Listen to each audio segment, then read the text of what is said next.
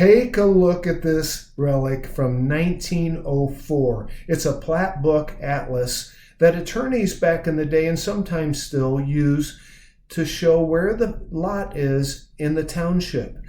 I'm the recipient of this from my wife's grandfather, who had a law firm in Hinsdale, and they used it. We're looking at Clarendon Hills in 1904, how it was platted out, how the village looked back in that day. And in this book, they called it the west part of Hinsdale and Clarendon Hills. You can see nothing is platted except for large tracts on the north side of the tracks in 1904.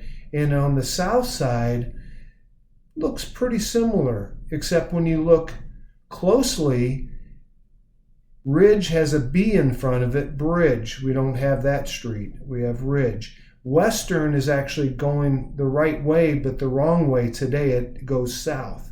And here's Hosick Park, where Hudson runs through it. Now we know it's a peat bog. That's why they didn't build on it. And there's a street called Summit connecting. I love this next street. It's probably named after somebody famous back in the day, Pearl. We don't have that street either.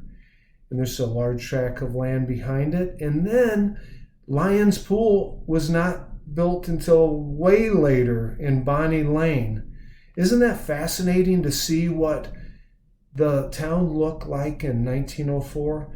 What did it look like in 1874? Here's a concept map. Some of the south side actually is very similar, but when you look at the north side, no street except maybe Chestnut is the same. When you look closely, none of those streets are around today. In fact, the configuration is much different.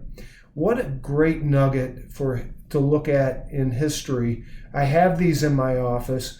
Come see me sometime, take a look.